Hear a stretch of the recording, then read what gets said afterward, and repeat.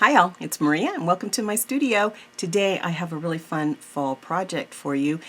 Even though it's still technically fall, it's already been snowing here in Colorado. We had a little bit of snow on Thursday, probably get a little bit of snow in the next week or so, so I'll have to start preparing my winter projects already, but I'm still in fall mode. So I have this really pretty, what I'm calling Doodle and Dot leaf. And this is a wood cutout. I just picked this up at the Dollar Tree. They had some of these, and then they also had some acorns. I'm not sure what else they might have had, but I picked up the leaf and the acorn. And this particular leaf is about 12 inches wide and about 10 3/4 inches tall. So it's a pretty big project, and I think you're really going to enjoy this. So let's go ahead and get started. Well, we're going to be using our variety of colors of paint. The specific paint colors I'm going to be using are the Americana, or the DecoArt Americana acrylics, and I'll be using Saffron yellow, bright orange, burnt orange, cranberry wine, avocado, and snow titanium white. Be sure to click the show more button so that the description will expand, and all of the tools and materials are listed in that description. My regular dotting tools. I am going to use a slightly larger ball stylus as I go through because I need to fill up some space, but I'll talk about that when we get there.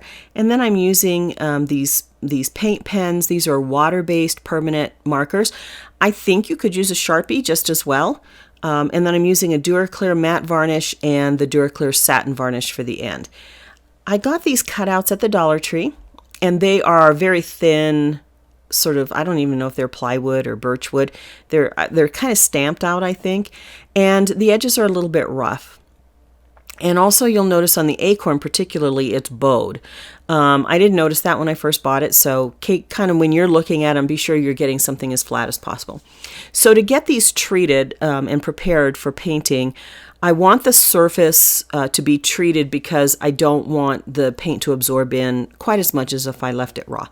So I am using the DuraClear varnish. I'll put a couple coats of DuraClear matte. I'm using matte just because I think that works best. You could use a clear gesso or even a white gesso if you wanted to coat that and get a kind of a seal on that paint.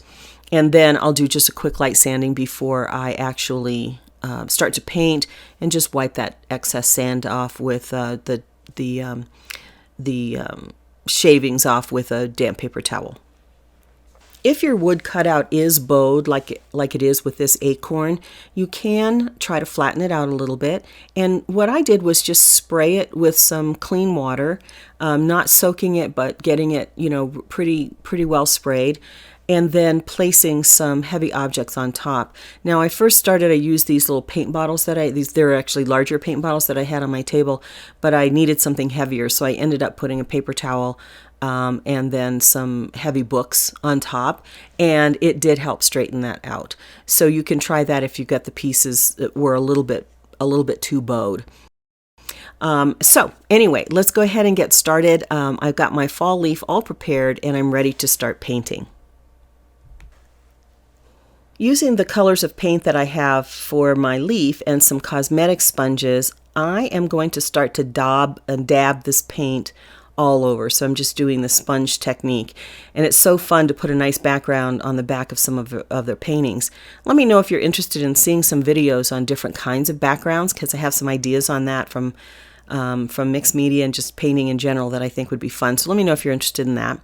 But at any rate, we're just going to start dabbing it on. So I put the gold or the yellow and a bit of orange out towards the edge of the leaves, and then I'm putting a little bit of green sort of in the center, the stem in the center. Dry it between coats because you don't want to muddy up your paint. If I put wet on wet, I'd start to mix those paints and they'd be muddy. So I did use my hair dryer, and then I just keep layering on paints, because when I first put the first layer, the paint is sheer and it's a bit mottled, right? It's not a very clean layer. It's pretty, streaky and that kind of thing. So I want to put several layers of this on. I want to make sure I get my edges. And then it's just a matter of putting layers. And I am going to, overlap some of the colors, but that's okay because that's, how a fall leaf would look. It would have a variety of colors in it as it started to turn. So I just keep adding in various places on top of the other colors, of course, making sure the previous layer is dry, adding a little bit more yellow, a little bit more of the different variations of orange. And you can see that it's starting to smooth out and fill in the surface of the cutout there. And I think it's starting to look really nice. Now I'll take the a little bit more and just keep adding until you get enough coverage that you like and that you've got the colors that you're looking for. And you can see I'm just not worried about going over that green as an example with some of the orange or the yellow.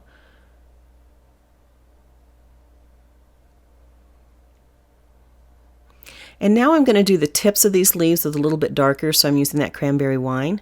And I'm just starting to darken up the edges a little bit. I'm really liking the way this is turning out. And then I'll go over the green and the stem and till I get enough of the colors on that I think I like. And I didn't use, of course, this didn't use a whole lot of paint, but it was probably two or maybe three or four layers. And here's what it looks like. Isn't that pretty?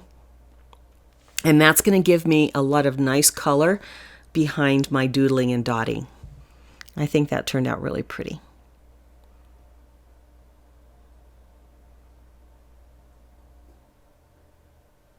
Okay. The back is done, and of course I'm ready to start painting. I do have this design that I'm using. You could freehand your doodling and you're making your mandala. I do have this coloring page that's available in my shop that I'm going to use as a traceable. So if you wanted to go find this specific pattern, I'll put a link and you'll be able to go out to my Etsy shop and find that. And that comes in a variety of sizes, which is kind of nice. And you could use it as a coloring page or as a transfer. I've got my Satin transfer paper. One thing I wanted to mention about lining this up, it's not in the center of my leaf, but this is all artistic preference, right? This is all your style. I wanted it to be a little bit offset, so I offset it, and then I could kind of feel with my fingers where the leaf cutout was, and I get a sense of where I was placing that.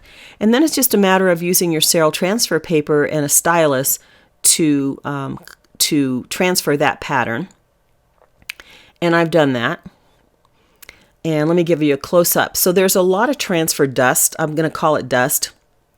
But, some of the transfer paper washes off or rubs off onto the leaf. But that's okay because it comes off really easily. And especially if you've treated your leaf, like with the varnish and stuff, sealed it first, it's going to come off really easily. I just used a baby wipe. You'll see that a little bit later.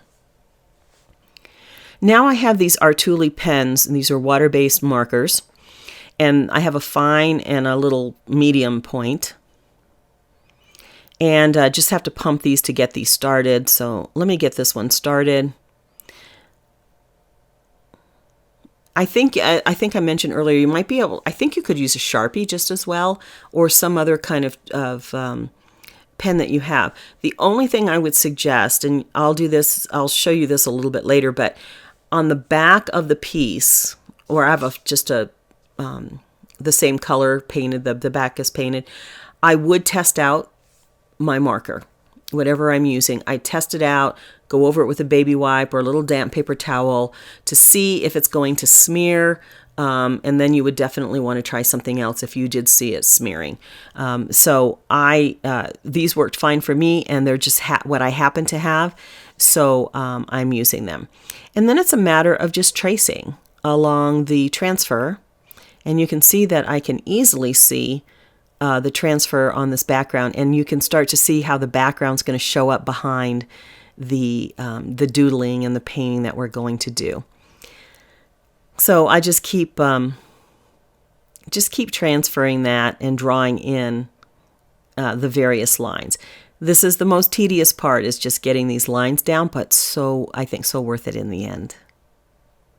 Now you could use these little coloring pages that I have in my shop. You could just use them, like I print them out, and I'll do a little separate video on this, I think, but I print them out on mixed media paper or on a cardstock, and then I can use a variety of markers or paint if I'm using a mixed media paper, a variety of things to paint and draw with. And that is really a lot of fun if you want to just try kind of doodling a little bit and seeing how that works and how you like that.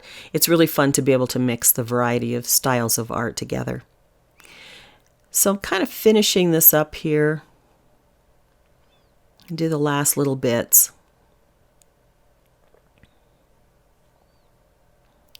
And that's where I'm testing the back. So I put a little mark down, and I'm using a baby wipe because I thought the baby wipe would get the transfer paper off, but I wanted to test it first because I would just be devastated if I smeared all of that work I just did. So I'm using the baby wipe, and it took it off beautifully, took all of the excess marker, transfer paper, and it just did a beautiful job of removing that. And I didn't disturb my underlayer of paint or the marker. Now I'm going to fill in some of the spaces, and this is just your choice. Do you want to fill in, because you'll notice that there's lines there, right? And you could fill them or not fill them because it depends on what you think you want to do with your dotting. I want to have the impact of black lines on the leaf. And so I am filling in quite a bit. And I just went to the broader marker to do help me fill that in a little bit once I had traced the initial lines.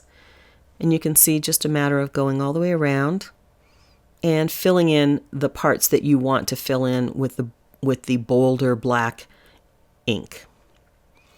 And that's what that looks like. Isn't that pretty? I love that. It turned out really great. So now it's time to doodle. And this is always can be, I think, you have to really, think about what you want to doodle, and it can be intimidating, but, you could always cover it up with paint if it didn't work out. So I'm just doing very simple sort of flower insets here, petal shapes in that first main petal.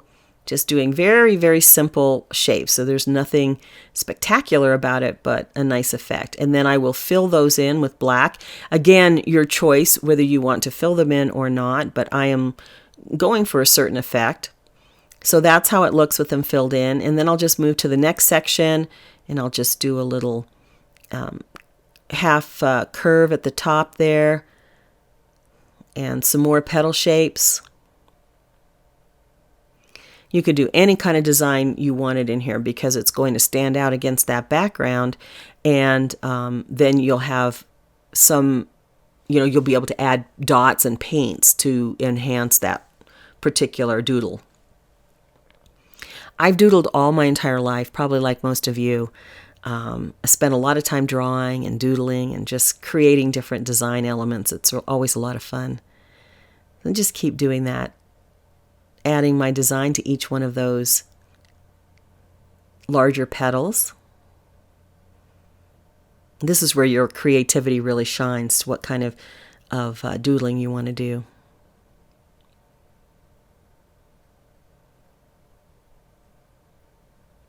And then I'll move up into the next one, and I'll just add a couple of little spirals and some geometric type shapes, just following the lines and adding some little designs that I think would look pretty. Doesn't that black really stand out nicely against the colored background that we painted?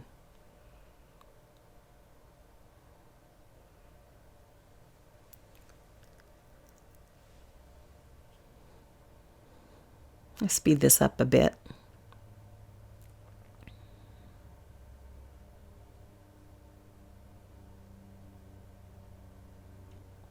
I think this painting overall took me about 3.5 hours. That's exclusive of any dry time, but basically about 3.5 hours to do the full painting that you'll see here. I didn't do it all in one sitting, of course. I let my pieces dry in between and rest a little bit before I go to the next part. Okay, I'm going to fill in to give a little drama to some of these little design elements that I added in here. And just take a look at it and see, well, what else do I want to add here? I'm going to add some little triangles. I can't really tell you the style of this because sometimes it looked a little Nordic to me, sometimes it looked a little, frankly, Mexican folk art, sometimes it looked a little, like I was just traditional mandala making. It has a variety of styles here. So I put the triangles all the way around, and I'm filling in a little triangle below that, so I have a little bit of a line around it. And go back, and I decided I needed to go back in and fill these little pieces in. Looked a little blank, and there we go. Now, I could stop here and be perfectly happy with that, but because this is Doodle and Dot, we're going to actually start dotting.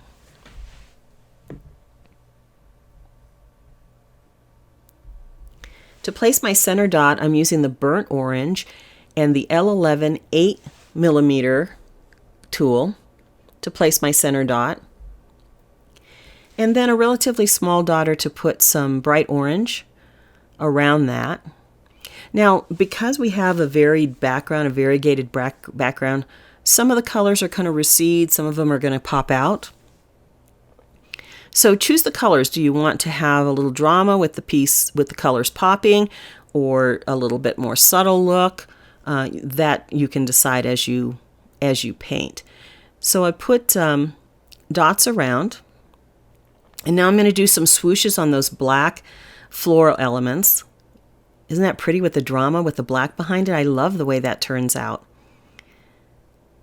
And I'm using one size tool to do the larger centerpiece. And then I switch to a smaller tool to do those side pieces. And for me, that's really coming together well. I like that look.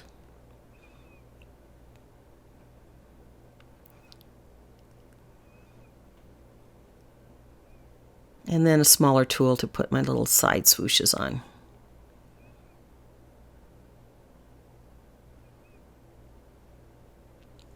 And I also like, because I didn't put this in the center, or even if I had put it in the center because there's a cutout, some of the design falls off the edge of the leaf, and I think that's really a nice look too. I think that's really pretty.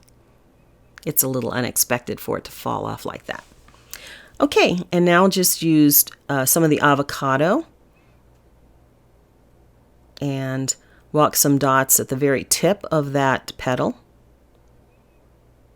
using a nail dotter. Just use the size of tool that you think is going to fit.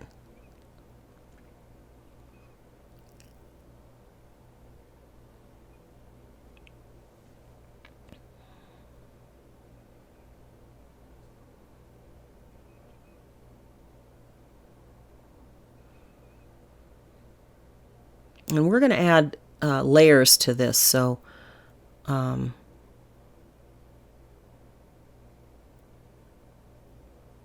you can kind of design this as you go and add as much or as little as you like. Put some bright orange dots in that little spaces that I've got there. Now I'm using the burnt orange, and I'm going to add some more swooshes on this floral element. And the reason you see me skip some of those is because I'm using the same size tool for the 3 in the center, and then I go to a smaller tool for the 1 on the outside, and then a larger dotter to add a dot of cranberry wine. And then I'll use my G6 4mm to add some larger cranberry wine dots in the corners of each of those petals.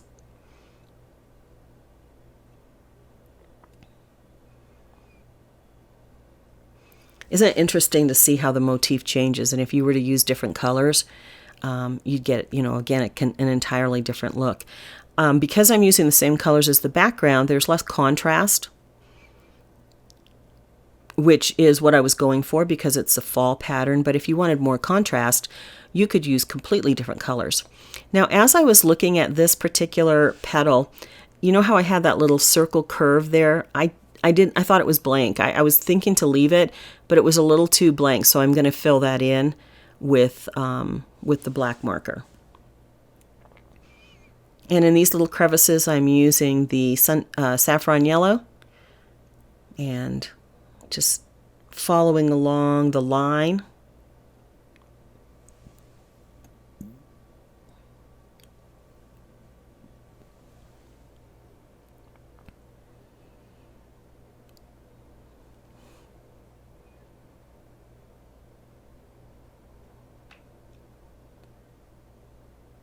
And then I'll drop 2 to give a little bit more definition.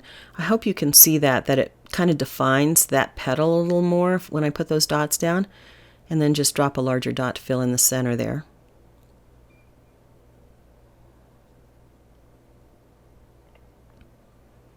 With this one, I'm going to use the bright orange and just follow along the bottom of that curve, and that's all I'm going to do to that one. I'm going to place some avocado in these little valleys here, and then just fill it in with a couple of extra dots.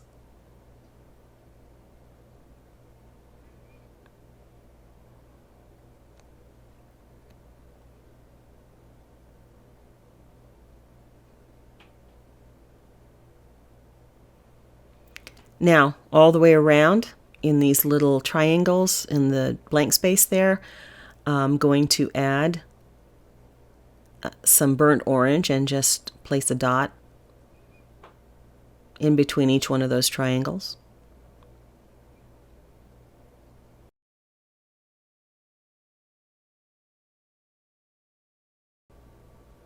And again, using the L11 8mm, I'll place some saffron yellow dots in the middle, in the center. And then I'll use a fairly small nail dollar to walk dots around, starting at the tip of the petal.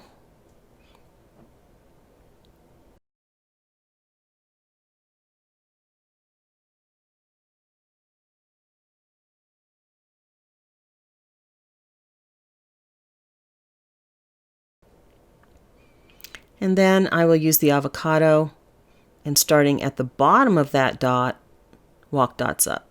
Fill that space in a little bit.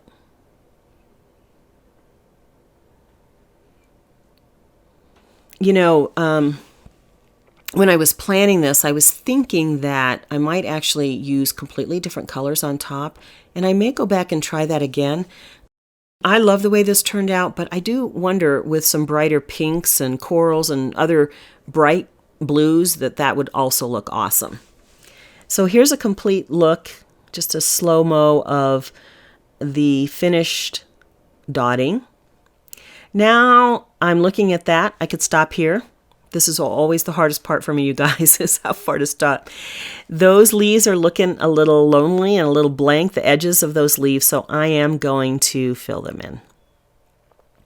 Now, I'm going to put up another video to show you a little trick, a little mixed media trick for how to consider what you're going to draw in. But I'm just going to follow the leaf shape and just free form. I'm just freehanding. You can see, just curve it a little bit as I want to add some bold black lines out towards the edge of those leaves.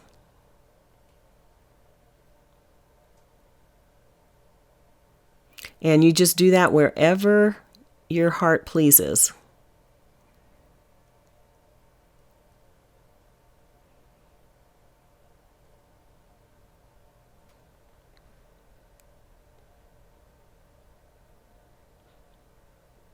And of course, I did wait till all my paint was dry. I should have said that before I did this, because gosh, that would have been I could just tell you, a disaster in the making.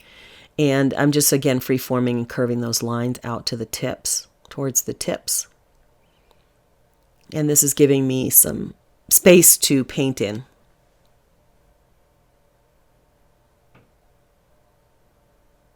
When you see me pause there, I'm thinking, what next? What next? This is nerve-wracking to add these pieces, for me anyway, because I don't want to mess it up. But got to take a chance.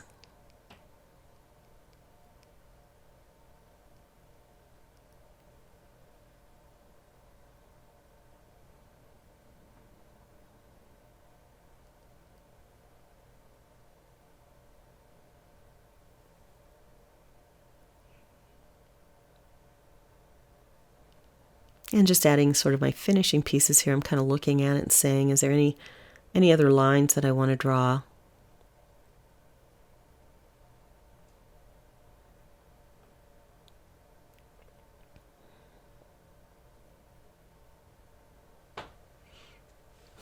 Okay, there are my lines. I think it's looking good.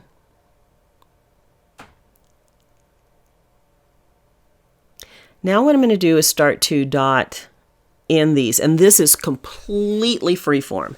There's no rhyme or reason to this.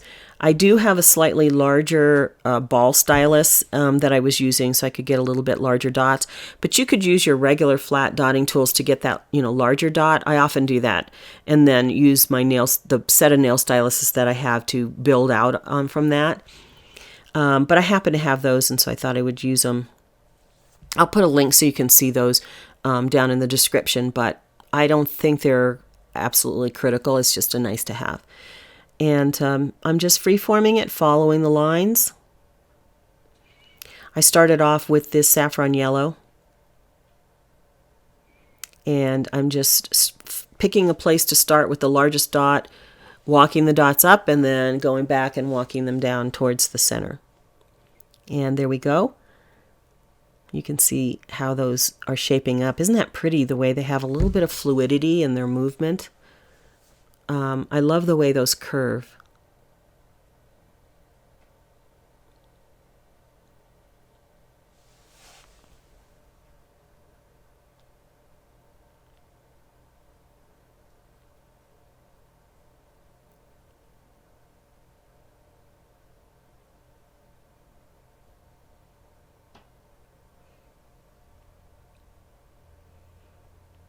And again, I'm just sticking with the yellow first. What I decided to do is have the yellow sort of on the closest to the black line, and then fill it in with the oranges and the cranberry wine, so that the darkest was towards the center of whatever piece I was working on.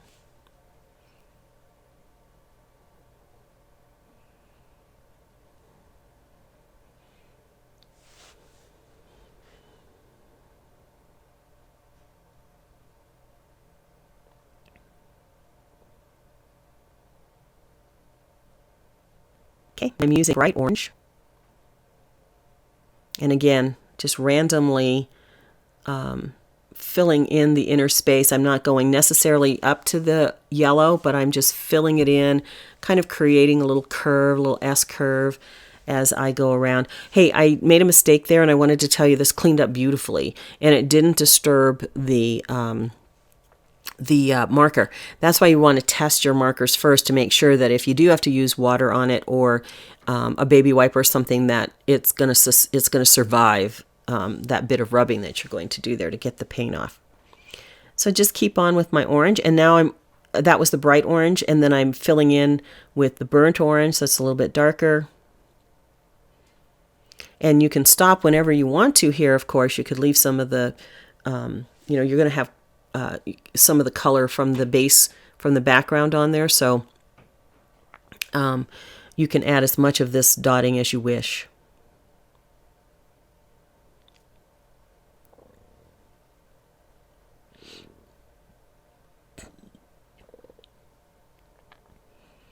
Now I'm going to start to do a little bit of top dotting.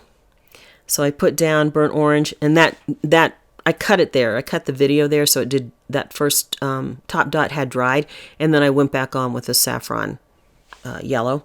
Now I'm just putting some bright orange dots in. Perk this up a little bit.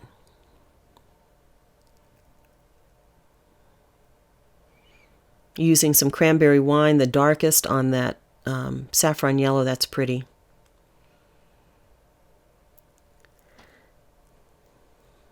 Now I'm going to start top dotting with white, and I want it to have a little bit of impact. You can stop anywhere along the line you like, and just add as much or as little as you like. I thought that I wanted to highlight some of these elements, and the best way to do that was using a bright white. So this is the DecoArt Snow or Titanium White, and I'm just following along the design elements that I've already put down. So you can see I put some dots sort of around the center, and I'm dotting on top of those swooshes to kind of highlight those. And I really think that's pretty, the way the white is highlighting those swooshes. But again, stop where you want to.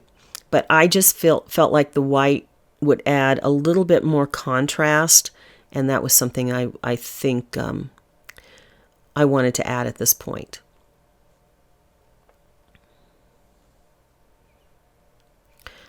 That little thing that just dropped in, that's my camera cord. Sorry about that.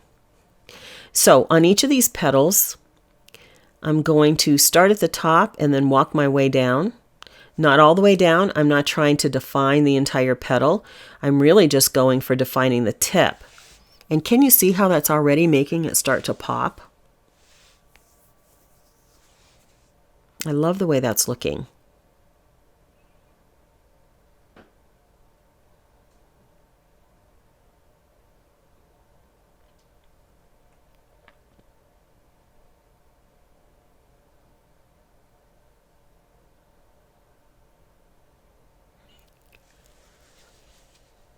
We just keep going around to the last one.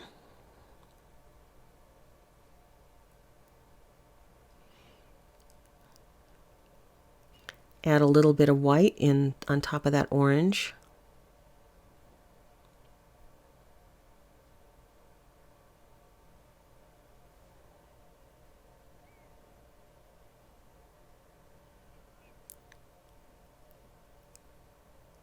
Now I'll move to the next row of petals, and I'm just going to do the same thing. I'm just starting at the tip, and I'm just walking some dots down, probably 8 or 9 dots. I'm not trying to dot the entire outline, just to kind of give, just to highlight the tips. And then I'm walking some dots on the those petals, the doodling that we did, and then on a few of the dots on the interior of this petal.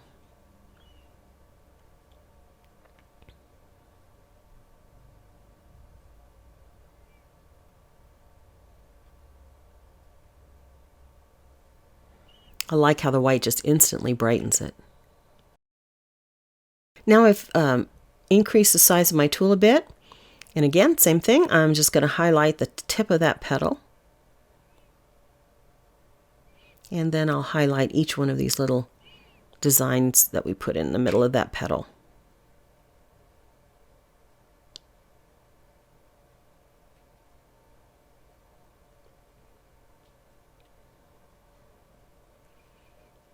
Okay, that's how it's looking so far. Now I'm going to go to these outer edges,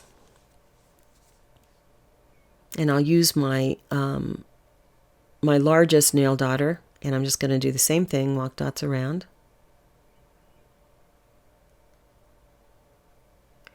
To emphasize that, that curve of that petal, and then white on the middle of these dots. Now I've decided to go to the outside, and I am going to place some white on these designs that we put here. I'm going to mostly do it on the yellow and a bit of the orange. I'm not going to top dot every single one. You can see I'm just kind of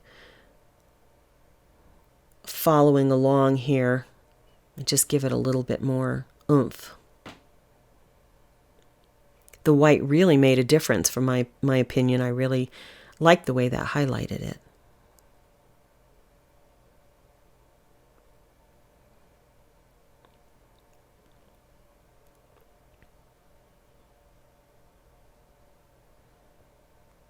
And there's the finished piece with the dotting. I debated whether to add some more. You know, those rings are calling my name. They're saying, I need some white dots. I need some white dots.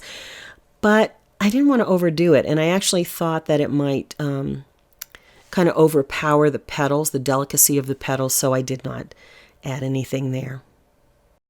I've decided that instead of putting a ribbon, I'm going to actually close up this hole or cover the hole because I think I'll just use some command hooks, some of those command strips on the back of this to hang this, and so I don't need a ribbon there, and I don't like the way the hole looks. So I'll just put a little bit of glue, and I have a little black bead, round bead, and I'm just going to put that bead right in there and fix it in with the glue. And I think that'll be, for my purposes, nicer than putting a ribbon on it. And just kind of, if you have any excess glue, just kind of, take that off with a toothpick and clean that up a little. It is going to dry clear, but if you do feel like you have a little excess and you want to take that off, just go ahead and do that. And then I think that gives a nice finishing touch since I'm not going to be using a ribbon. I hope you enjoyed this project. This was really fun to do doodles and dots. And I wanted to try to expand, to try out marry some different techniques, the mixed medias, using a pen, using markers, and then using a design with the dots. I thought was really a fun way to go. So I hope you enjoyed this project. Thanks so much for watching. Let me know what you think. If you want to see more videos like this, please subscribe. Give me a thumbs up. Leave me a comment. I'd love to hear from you. Thanks so much for joining me in my studio. Take care.